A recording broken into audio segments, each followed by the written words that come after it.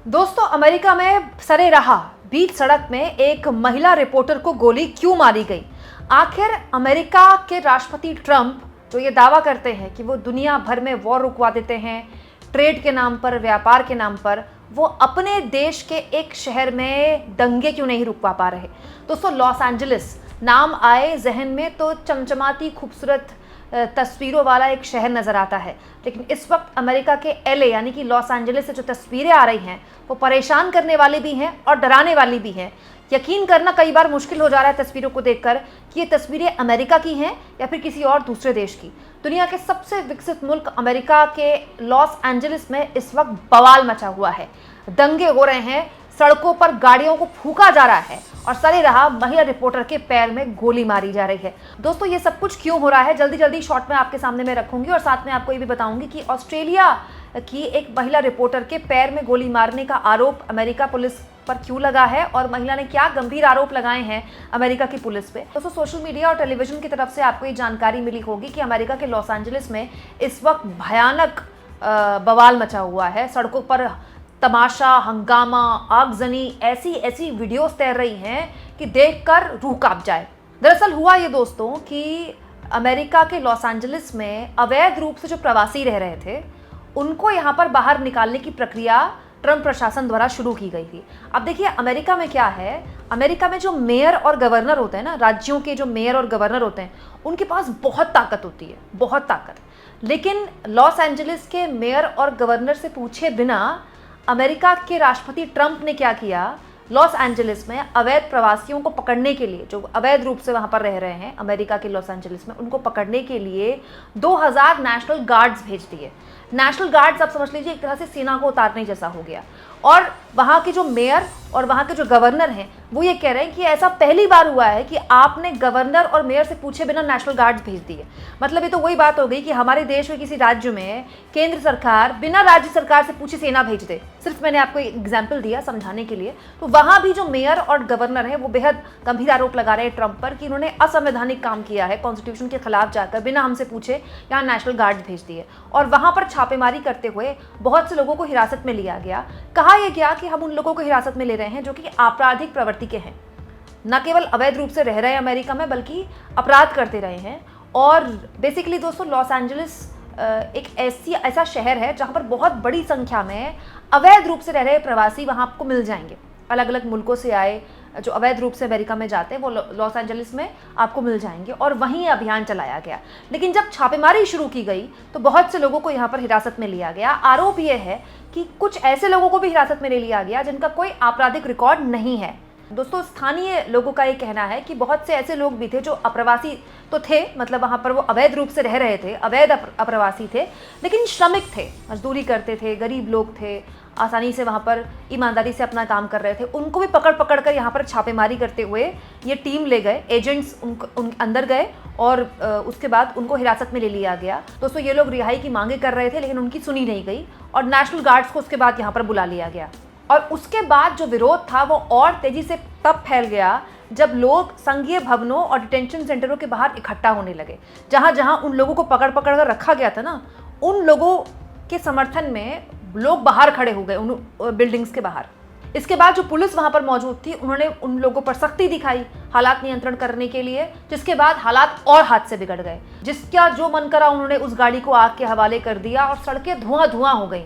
दोस्तों, अब तक 118 अप्रवासियों को यहाँ पर हिरासत में लिया गया है। ट्रंप प्रशासन का कहना है कि ये सब कुछ जो हो रहा है ये अवैध रूप से जो अप्रवासी रह रहे हैं वो सब कर रहे हैं, लेकिन जो वहाँ पर लोग हैं उनका ये कहना है ये पूरी तरह से गैर कानूनी है जो ट्रंप कर रहे हैं। और इसी कश्मकश के बीच दोस्तों, ऑस्ट्रेलिया की एक महिला रिपोर्टर के पैर में लग गई गोली। हुआ ये दोस्तों कि जब ये सब चल रहा था, उधर से प्रदर्शनकारी लगातार हंगामा कर रहे हैं, इधर से पुलिस उनको नियंत्रण करने की कोशिश कर रही है, तो काफ़ी मतलब जो टकराव था वो बहुत ज़्यादा बढ़ गया। हालांकि कई घंटों से चल रहा था। तो ऑस्ट्रेलिया की एक महिला पत्रकार खड़े होकर वहां पर रिपोर्टिंग कर रही थी। दोस्तों, अचानक से पुलिस की तरफ से गोली आती है और वो महिला पत्रकार के पैर में लगती है और उसके बाद महिला पत्रकार का ये जो वीडियो है सोशल मीडिया में पूरी दुनिया में वायरल हो रहा है। और जो महिला पत्रकार है उन्होंने बेहद गंभीर आरोप लगाए हैं कि पुलिस ने जानबूझकर उनके पैर में रबर की गोली मारी। रबर की गोली पुलिस मार रही थी प्रदर्शनकारियों पर, उनको तितर-बितर करने के लिए।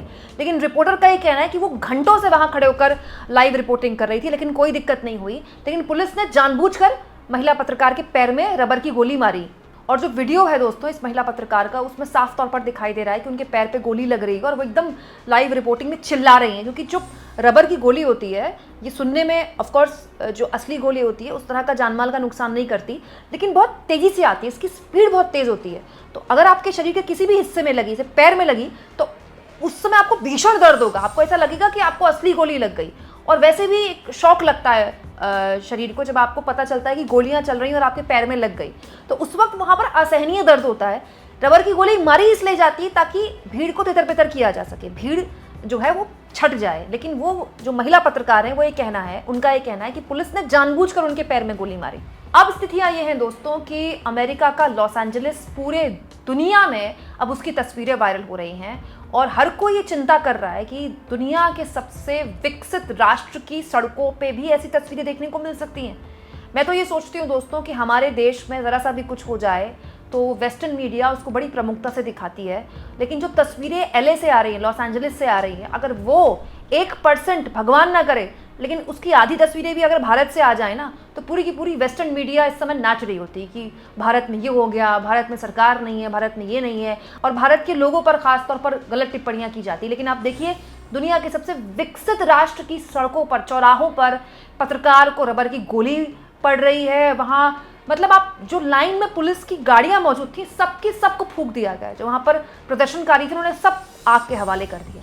अब दोस्तों इस पूरे मामले में ट्रंप का साफ तौर पर बयान है कि वो तो इसी वादे से आए थे कि अवैध अप्रवासियों पर नकेल कसेंगे, और वो तो अपना वादा पूरा कर रहे हैं और बात भी ठीक है, ट्रंप का यही वादा था। लेकिन वहाँ के जो मेयर हैं, लॉस एंजलिस के मेयर और वहाँ के गवर्नर, वो ये कह रहे हैं कि आपने नेशनल गार्ड्स की तैनाती की तो हमसे पूछकर क्यों नहीं की।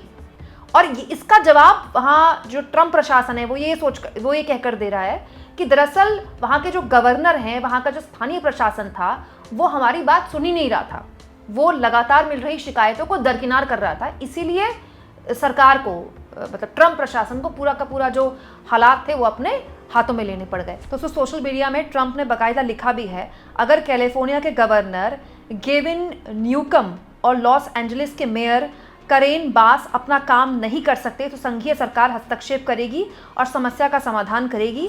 दंगे और लुटेरे जिस तरह से इसका समाधान किया जाना चाहिए। मतलब ट्रंप ये कहना चाह रहे हैं वहाँ के स्थानीय प्रशासन से क्योंकि आपने अपना काम नहीं किया, इसीलिए स्थितियाँ हमको अपने हाथ में लेनी पड़ी। दोस्तों बहुत से लोग ये भूल जाते हैं, लेकिन अगर आपको याद हो पिछली बार जब ट्रंप ने चुनाव लड़ा था और वो चुनाव हार गए थे जो बाइडेन के खिलाफ, तब भी उनको व्हाइट हाउस से ना निकालने के लिए, मतलब उनकी हार पर उनके समर्थक बहुत नाराज़ हो गए थे और कैपिटोल हिल में ऐसा हिंसक प्रदर्शन हुआ था जिसको देखकर पूरी दुनिया हैरान हो गई थी। मुझे याद है उस वक्त मैं एक चैनल में एंकरिंग करती थी और उस वक्त भी मैंने ये बात बोली थी कि वो अमेरिका, वो वेस्टर्न वर्ल्ड जो भारत को लोकतंत्र पर भाषणबाजी देता है, कम से कम उनसे लाख दर्जे का अच्छा हमारा लोकतंत्र है। चाहे कितना भी अंतर विरोध हो, लेकिन हर 5 साल में सरकार बदलती है, तो ऐसे हालात कभी नहीं होते कि संसद के बाहर या PM आवास के बाहर भीड़ पहुंच जाए, आगजनी कर दे और अंदर घुस के वहाँ पर विरोध प्रदर्शन शुरू कर दे। विरोध हो सकता है, हार और जीत को लेकर नाराजगियां हो सकती हैं, शिकायतें हो सकती हैं, लेकिन जो ट्रांसफर ऑफ पावर होती है बड़ी स्मूथली हो जाती है। लेकिन पिछली बार जब ट्रंप हारे थे तब भी वहाँ पर काफ़ी ज़बरदस्त हंगामा उनके समर्थकों द्वारा किया गया था। लेकिन इस बार का मामला अलग है। इस बार ट्रंप चाहते हैं कि जो वादा उन्होंने किया था उस वादे को वो इन 4 सालों में न केवल पूरा करें बल्कि अमेरिका के इतिहास के सबसे लोकप्रिय राष्ट्रपति बनकर उभरें। आप इस मुद्दे पर क्या सोचते हैं दोस्तों? कमेंट बॉक्स में जरूर लिखें और जितना हो सके चैनल को शेयर भी करें, सब्सक्राइब भी करें दोस्तों, और थैंक्स और ज्वाइन। दोस्तों ये 2 ऑप्शन है जिसके जरिए आर्थिक तौर पर भी अगर आप चाहें तो चैनल के हाथ मजबूत कर सकते हैं।